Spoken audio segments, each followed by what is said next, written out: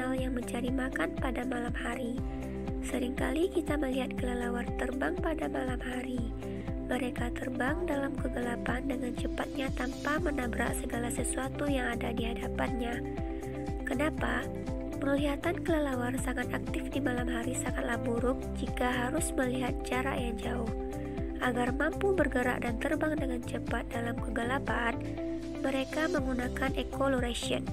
Echolocation merupakan transmisi gelombang suara untuk mencari benda, makanan, dan untuk mendeteksi rintangan. Suara yang berfrekuensi tinggi ini berasal dari luar mulut kelelawar, di luar jangkauan pendengaran manusia.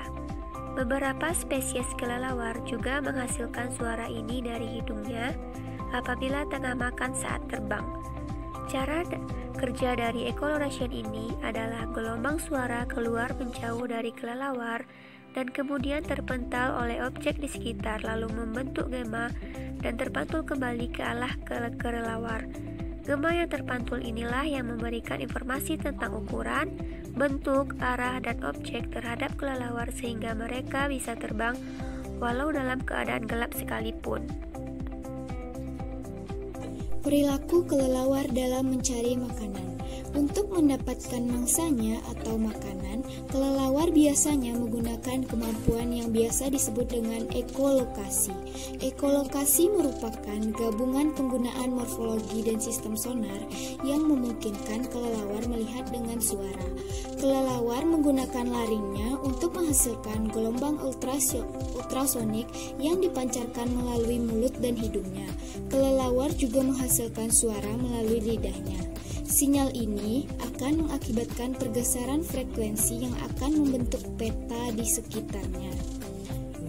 Cara kelelawar menggunakan ekolokasi yaitu dengan mengeluarkan bunyi sehingga bunyi tersebut mengenai objek sekitarnya.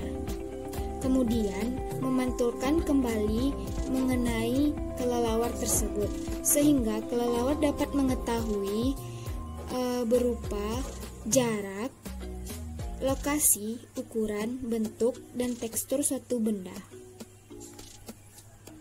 Jadi, ekolokasi berguna sebagai navigasi untuk kelelawar saat malam hari mencari mangsa berupa serangga.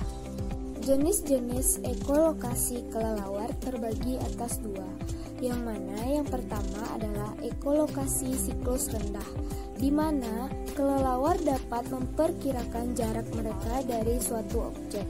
Yang kedua yaitu ekolokasi siklus tinggi, yang mana kelelawar dapat mampu mengetahui gerakan dan lokasi mangsanya secara 3 dimensi. Jadi, perilaku kelelawar dalam mencari makanan atau mangsanya adalah dengan memanfaatkan kemampuan ekolokasi tersebut, yang mana dapat membantunya melihat dalam keadaan redup cahaya atau gelap.